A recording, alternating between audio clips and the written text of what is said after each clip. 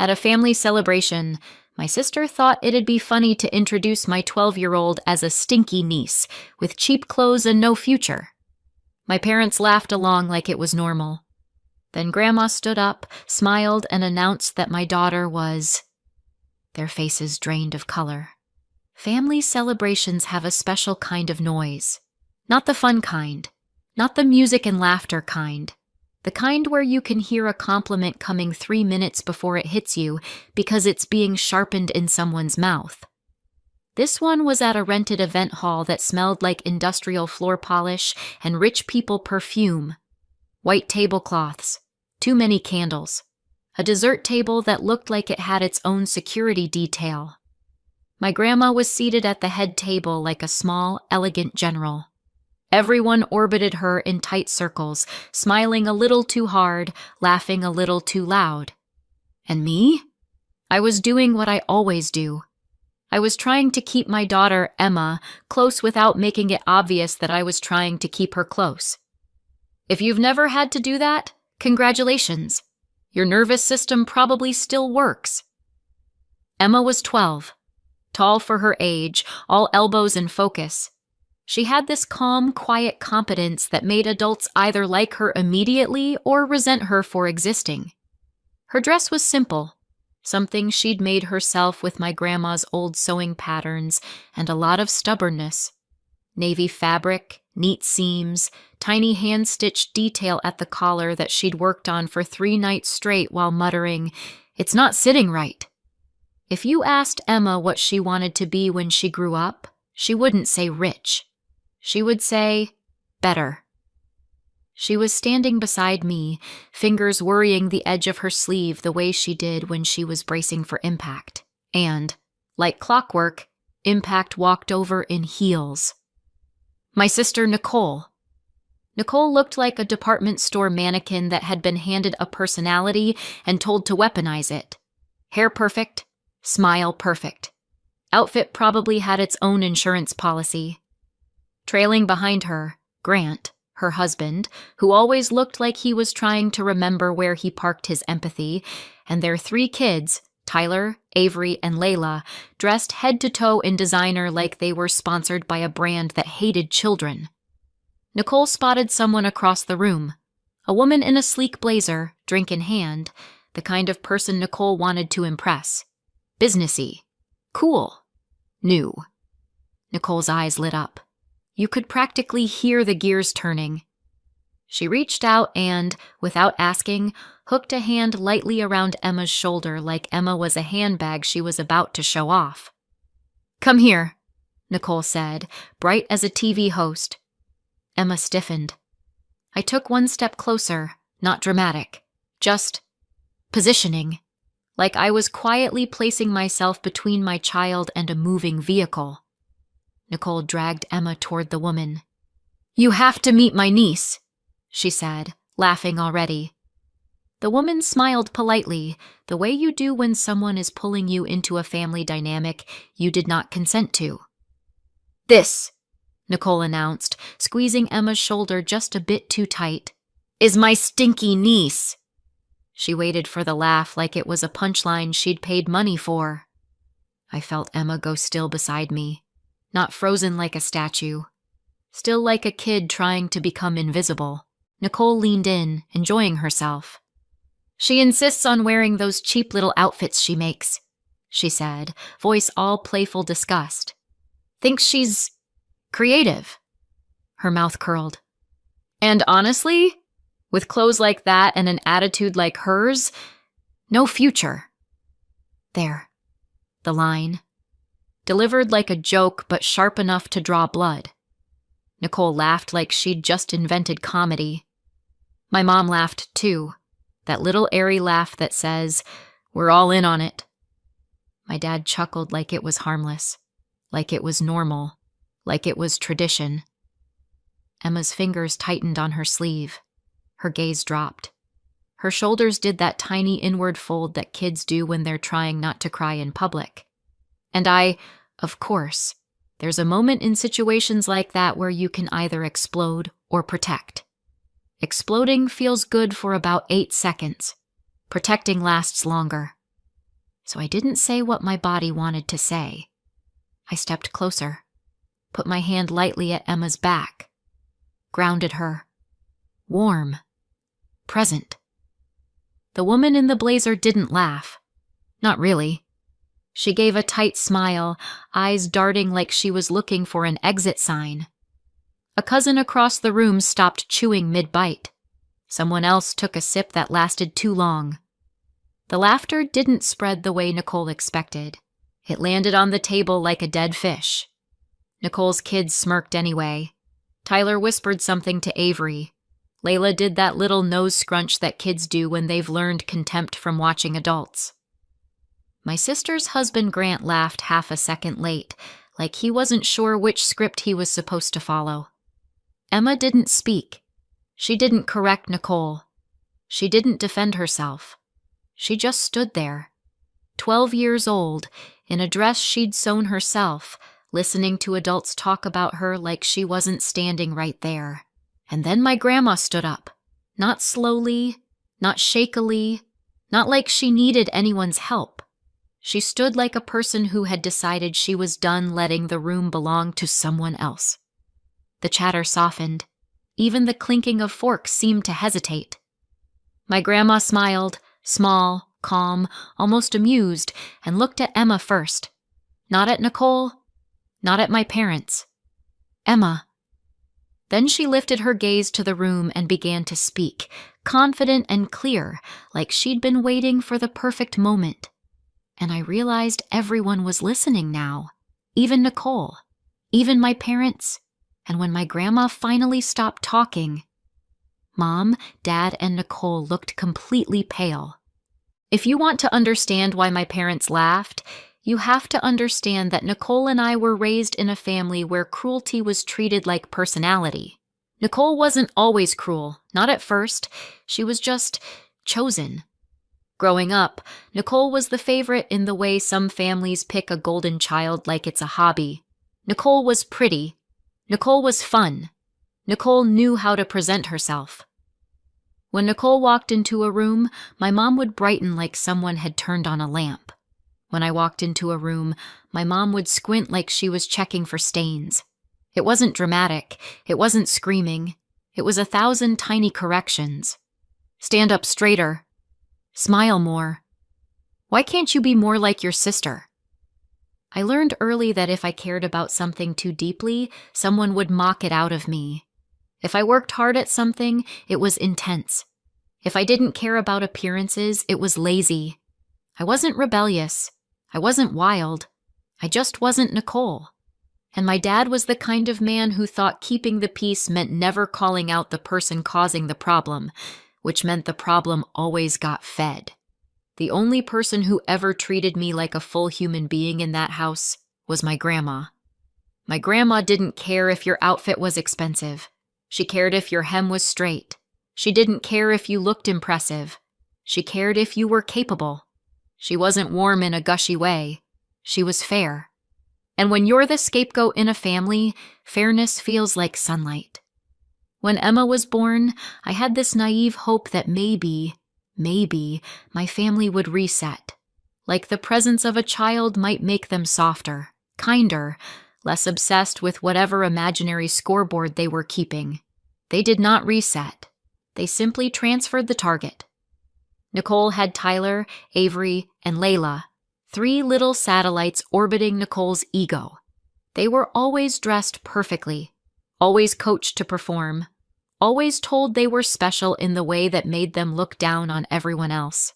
They would walk into gatherings like tiny royalty.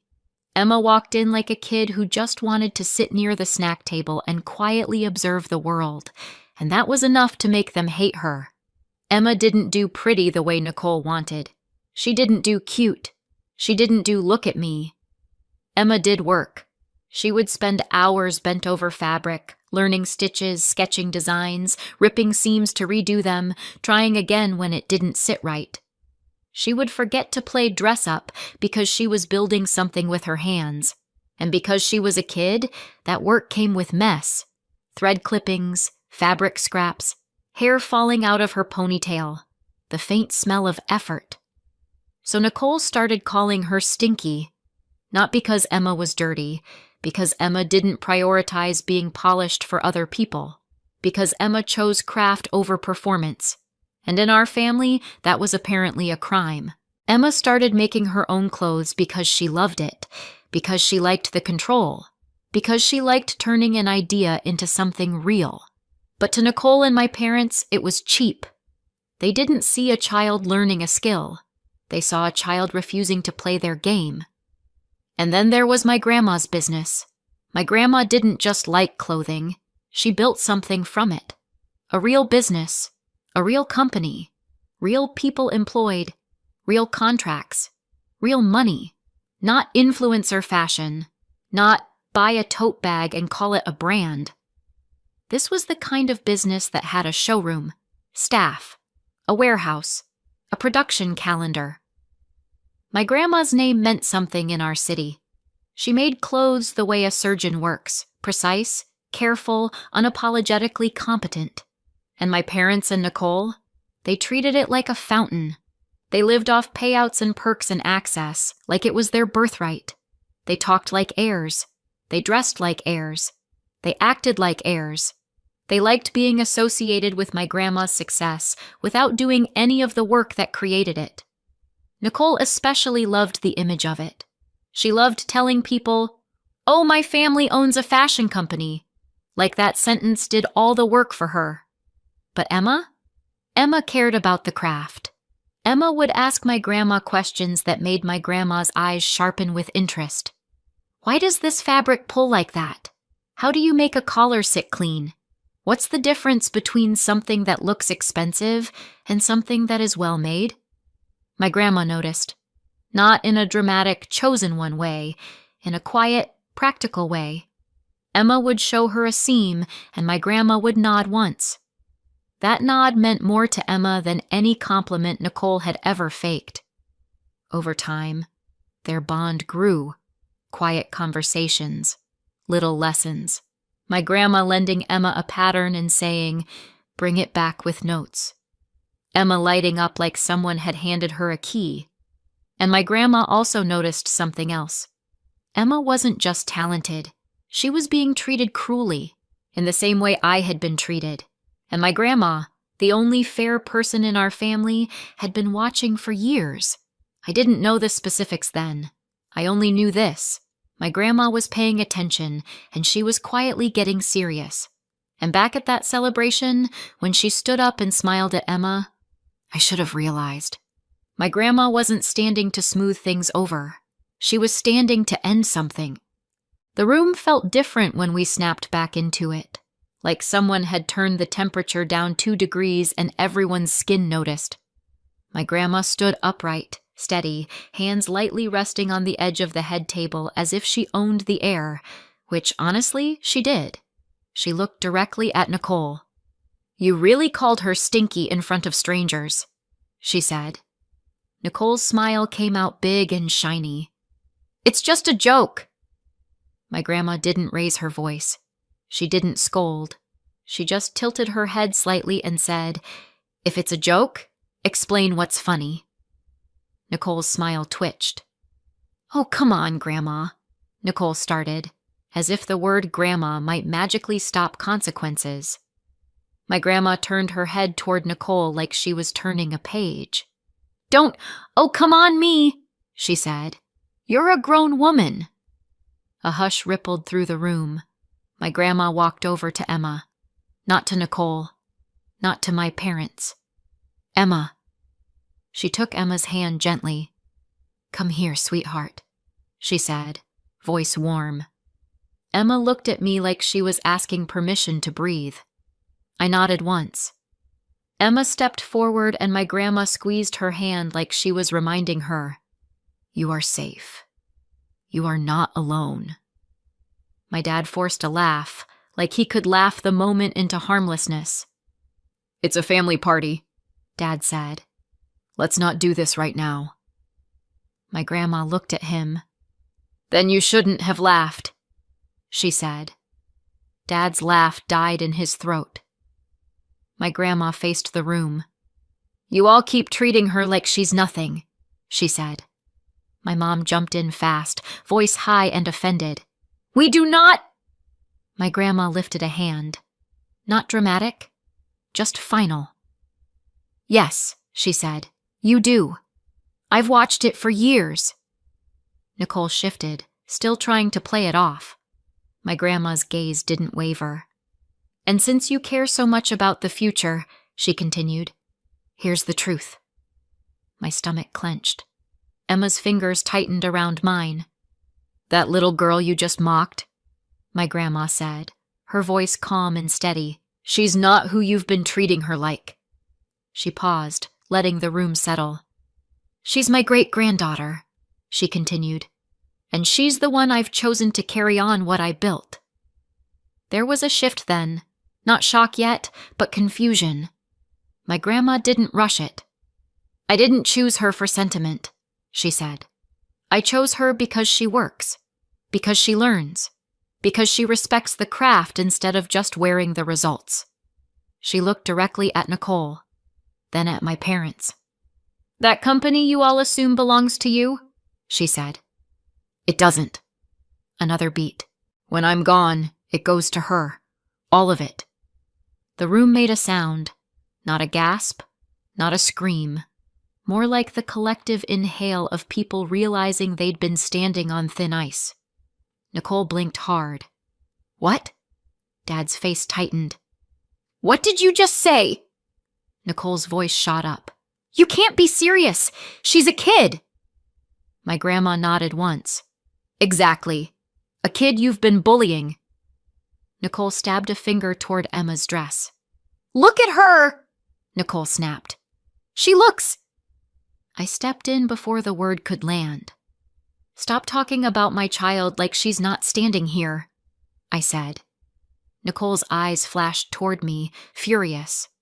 My mom tried the soft voice, the one she used when she wanted control without looking controlling. "Okay, we can talk about this later. Privately," Mom said. My grandma's smile turned cold. "No," she said, "because later is how you keep getting away with it." Dad leaned forward, jaw tight. "You're doing this because of one stupid joke?" My grandma's voice stayed level.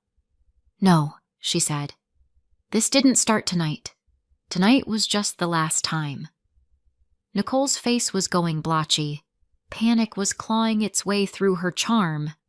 And then my grandma added calmly, like she was reading a grocery list. "And before anyone starts yelling, this isn't a speech. It's already signed. The lawyer handled it weeks ago.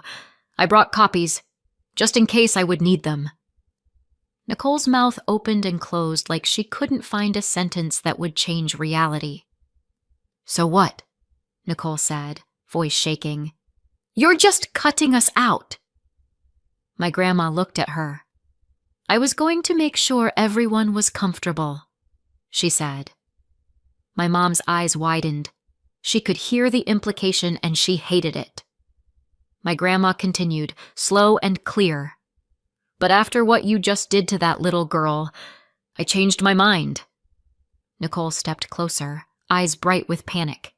"Fix it, now!" My grandma tilted her head. "Or what?" Nicole's gaze flicked, just for a split second, toward Emma. It was small. It was quick. But I saw it. I pulled Emma behind me without thinking. Guests stared. No one laughed. No one looked away fast enough to pretend they didn't see what was happening. Nicole shouted, "You're ruining my life!" My grandma answered, almost gentle, like she was explaining gravity. "No," she said. "I'm stopping you from ruining hers." Mom and Dad grabbed their coats. Nicole's face twisted, pure rage now. "This isn't over!" Then they stormed out of the celebration. Nicole first, Grant trailing after her like he'd been dragged by a bad decision, Tyler and Avery and Layla confused and irritated, like they'd just been told the world didn't revolve around them. The music kept playing. Someone awkwardly clinked a glass like that might restart reality. Emma whispered, very small, "Mom, What just happened? I crouched and held her face gently. You're okay, I said. I've got you. My grandma stepped closer and rested her hand on my shoulder, steady, and I knew the real fight starts after tonight. The retaliation didn't start with Nicole calling me directly. That would have been too honest. It started with other people. Relatives who suddenly discovered my phone number still worked. People who hadn't checked on me in years, developing a deep spiritual concern for my grandma's well-being. My phone buzzed on a Tuesday morning. A cousin. Hey, are you okay? Aunt says Grandma's confused and you're handling her stuff now. Another message, minutes later. I heard you made her sign something. That's really serious, Lauren. A voice note from an aunt, soft tone, sharp implication. We're just worried someone might be taking advantage. You know how old she is. It was the same rumor in different outfits. Grandma's confused. Lauren's controlling her. Emma's being used. I stared at the screen and felt my body go cold. Not angry yet. Cold. Because the wording was too similar. Too coordinated. And then Nicole got brave enough to put her fingerprints on it. The family group chat lit up. The one that's mostly used for passive-aggressive holiday scheduling and photos of food nobody asked for. Nicole wrote, For everyone asking, Grandma signed documents she didn't fully understand. Lauren has been isolating her and using Emma to guilt her. If anyone actually cares about Grandma, please check on her. This isn't about money. It's about protecting her. I read it twice. Then I laughed once, out loud, alone in my kitchen. Because nothing screams, this isn't about money, like a paragraph about documents. Emma walked in with her backpack and paused when she saw my face. Mom? She asked. I put my phone face down like it was something poisonous. Nothing you need to carry, I said. Go wash your hands. She hesitated. Is it because of me? That question hit me in a place I didn't like. I kept my voice even. No, this is because adults can't handle consequences. She nodded, but I could see it. The guilt was already trying to make itself a home in her chest. So I did what I've learned to do with people like my family. I took receipts. I saved screenshots. I saved voice notes. I made a folder. I titled it something boring because boring is how you stay sane. Messages. Then I drove to my grandma's house. I didn't march in dramatic. I didn't cry. I sat down, opened the folder, and showed her what they were saying, what Nicole had written in her own words. My grandma read quietly. Then she looked up, calm as stone. So that's the story she picked, she said. I swallowed. They're telling people you're not you. My grandma nodded once. Fine. She picked up her phone and called her attorney. Speakerphone. No mystery. No theatrics. Just adults handling adult consequences. I listened as my grandma, in her measured voice, said things like, Send a letter. Stop the defamation. Then I asked the question that had been buzzing in my brain like a fly. Can they undo it? I asked. My grandma didn't blink. No, she said. It's already done properly. Plain English. Grounded. Final. I breathed out slowly.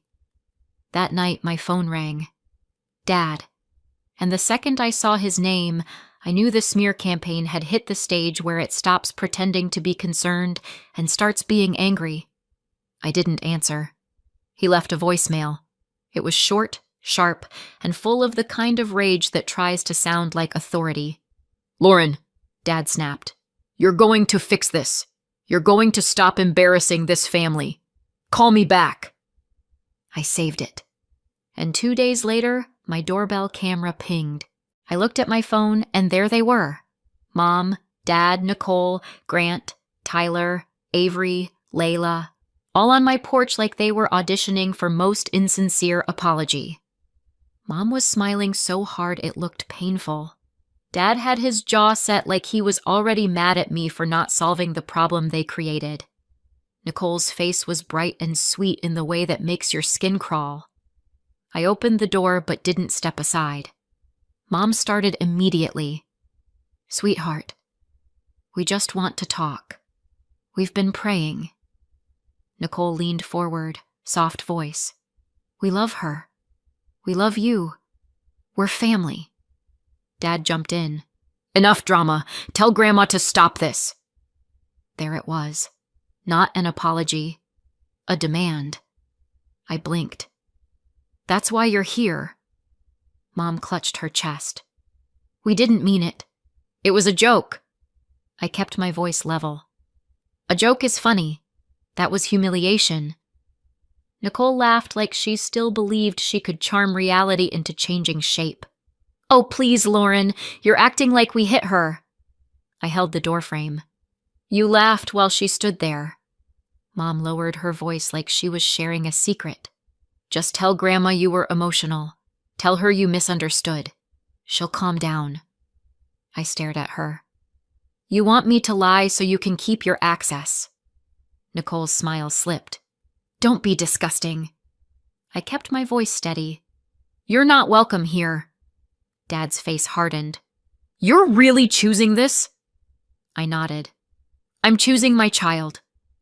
Nicole took a step closer, irritation leaking through the sugar.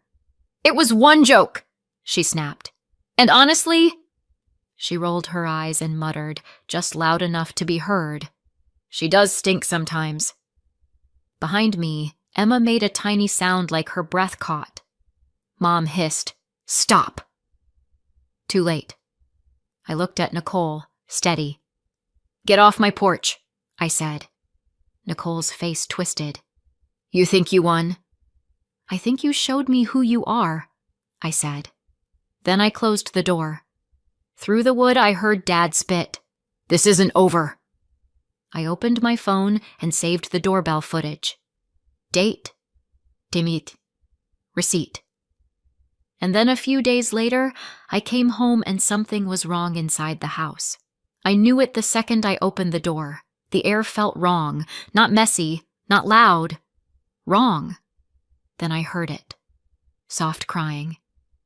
I rushed into the living room and found Emma at the table, shoulders tight, cheeks wet, trying to swallow her tears like she could hide them. And there, too casual, too comfortable, was Nicole. Grant was near the doorway like he wanted to evaporate. Tyler and Avery and Layla were hovering around Emma's sewing corner like vultures pretending to be curious. Nicole turned when she saw me, eyebrows lifting like I'd surprised her in my own house. "Oh," she said brightly. "Hey." I stared. "What are you doing here?" Nicole shrugged, sweet voice. "We just came to see Emma. We wanted to be nice." My throat went tight. "You came when I wasn't home." Nicole waved a hand. She let us in. Emma flinched at that, like she'd already been blaming herself. I moved to Emma immediately, hand on her shoulder. "Did you let them in?" I asked softly. Emma nodded, tears spilling again. They said they were sorry." Nicole's voice turned syrupy. "We are sorry." I looked at Nicole. "What did you say to her?" Nicole laughed lightly. "Nothing. We just talked." Emma's voice cracked. "They said Grandma made a mistake." My stomach dropped. Emma kept going, words tumbling out like she couldn't keep them inside anymore. "They said Grandma didn't understand what she signed." Nicole jumped in fast, smiling. "We were being gentle. We didn't want to upset her." Emma wiped her face with her sleeve. "They said, if I just told Grandma they were nice to me." I froze. "Nice how?" Emma swallowed. "Like, that it was just a joke. That they didn't mean it the way it sounded. That they're always good to me, really." She looked at the floor. "They said if I told her that, she might change her mind." Nicole tilted her head like she was explaining something to a toddler. "Emma, sweetheart, we're trying to help you," she cooed. This is a lot for a kid. Emma's eyes squeezed shut. And they said, if I don't fix it, I'll be the reason Mom's family is broken. That line landed like a rock, a threat disguised as concern. Classic Nicole. I crouched beside Emma. Hey, look at me. Emma's eyes met mine, terrified. That is not your job, I said, slow and clear. That is not your burden. Behind us, there was a small clatter. I turned. Layla was too close to the sewing machine. Tyler was smirking. Avery had a piece of fabric in her hands like it was trash. Don't touch that, I said, voice flat. Tyler shrugged. We were just looking. I stepped over, and my stomach sank further. The machine looked wrong. Thread tangled in a way that didn't happen by accident. The top thread looped tight like someone had yanked it hard. The needle was bent. The little box where Emma kept spare needles was open, and one was missing. The hand wheel was stiff, like it had been forced past the point it wanted to go. Emma whispered. They were being nice at first. Then they started touching it. I told them to stop. Nicole rolled her eyes. It's a machine, Lauren. It's her safe place, I said. Tyler shrugged again, like he was bored. It was old anyway. Emma's voice was tiny. It wasn't. Then Avery, 12-ish, old enough to know better, muttered, She deserved it. Silence hit the room like a slap. Nicole's smile flickered. What did you just say? I asked, quietly. Avery looked away. Nicole snapped, Don't be dramatic. I stood up slowly. My hands were shaking, but my voice stayed steady. Out, I said. Now. Nicole scoffed. Lauren. Out, I repeated. Grant finally shifted, murmuring, Nicole. Nicole's face hardened. You're insane. You're turning her against us. I pointed at the door. Out. They left with the kind of offended rage that only comes from people who genuinely believe consequences are unfair. The moment the door shut, Emma started apologizing like she couldn't stop. I didn't know, she said, breathy and panicked. They said they were sorry. I thought... I grabbed her hands gently. Stop, I said. Listen to me. You didn't do anything wrong. You trusted adults who should have acted like adults. She shook her head. But if you hadn't opened the door, I said, they would have found another way. This is not on you. Then I did something practical, because practical is how you put your own heart back in your chest. I took photos of the machine, 3 angles, close-ups, the bent needle, the missing spare needle box, the jammed thread. That night, I took the machine to a repair shop. The technician looked at it for 2 minutes, frowned and said, This isn't wear and tear. Someone forced it. He printed a repair estimate. Receipt. I put it in the same folder as the doorbell footage and the screenshots. Then I called my grandma. I didn't rant. I didn't perform. I told her the facts. They came to my house when I wasn't home. They pressured Emma to fix it. They sabotaged her machine. My grandma went quiet. Then she said, very softly, Put your phone down. I'll handle it. The next day, my phone buzzed with an email from my grandma's attorney. Attached was a copy of the notice that had been sent out that morning. No contact. All communication through counsel. Stop contacting the child. Stop showing up at the home. And for the first time in my life, family drama wasn't a screaming match. It was boundaries with teeth. Nicole wasn't the kind of person who could resist testing a locked door. 2 days later, my grandma called me. Her voice was calm, but there was a little edge to it, the kind she got when someone tried her patience. They came to the business, she said. My stomach tightened. Nicole? Yes, my grandma said. And your father. And Grant. Of course. A full delegation. My grandma didn't sound shocked. She sounded tired. They thought if they showed up in person, they could make it a conversation, she said, and you could hear the quotation marks in her voice. What happened? I asked. My grandma paused, just long enough to make it satisfying. They were denied access, she said. I closed my eyes. They argued with security, my grandma continued. They demanded to see me. They said I was being controlled. Let me guess, I said. They said it wasn't about money. My grandma made a small hum that might have been a laugh. They were told to leave, she said. They didn't. And then? I asked. And then, my grandma said, voice smooth as glass. Security logged it. My attorney was notified, and they were formally warned again to stop. A paper consequence is one thing. A security guard saying no in public is another.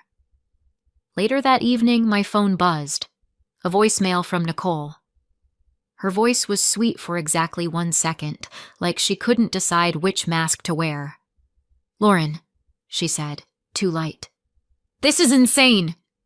Then the sweetness cracked. You think you can do this to us? You think you can take everything and hide behind Emma? If you don't fix this, you're going to regret it. Click. I didn't call her back. I forwarded it to my grandma's attorney. Then I went to Emma's room and sat on the edge of her bed. New rule, I said. Emma looked up, wary. We don't open the door for anyone, I said. Not Nicole. Not Grandma's messengers. Not anybody. If someone shows up, you call me. You don't talk. You don't explain. You just call me. Emma's shoulders dropped a fraction. Okay. And if anyone ever tries to make you feel like it's your job to fix adult problems, I added, you tell me. Immediately. Emma's eyes filled, but she blinked hard and nodded. 6 months later, the smear campaign was dead. Not because Nicole got nicer, because it stopped landing. My grandma kept showing up sharp, consistent, documented, so the she's confused angle ran out of oxygen. And then the money stopped. For years, my parents and Nicole had been living off a monthly stipend from the company, about $12,000 a month between them for family support and consulting that mostly meant showing up when cameras were around. 6 months after that celebration, it was zero. By the 1-year mark, the consequences were loud enough to hear from across town. They sold the house. Not downsized, sold. Moving truck, cardboard boxes, the whole thing. Nicole had to get a real job. One where you can't roll your eyes at your boss and call it confidence. She didn't last long at the first one. Or the second. My dad tried too, until someone younger than him told him what to do, and he acted like that was oppression. My mom started listing her barely worn designer stuff online like it was a business. It wasn't. It was liquidation. And Nicole's kids, Tyler, Avery, and Layla, lost their minds. They'd been raised like designer labels were basic human rights. When the labels disappeared, the tantrums didn't. Loud public meltdowns, screaming over shoes, melting down over being told no. I didn't learn any of this because I was hunting gossip. I learned it because they kept trying to reach me. New numbers, new emails, relatives sent as messengers. And every time, the same thing leaked out. They didn't miss Emma. They missed the money. We stayed no contact. We replaced Emma's sewing machine. And one night, about a year later, I walked past her room and heard that steady hum again. Calm, stubborn, normal. I peeked in. Emma was bent over fabric, focused, hands steady. No flinching, no shrinking. Just my daughter working like she finally believed she was allowed to take up space. So what do you think? Did my grandmother do the right thing, or did she go too far? Let me know in the comments and subscribe for more.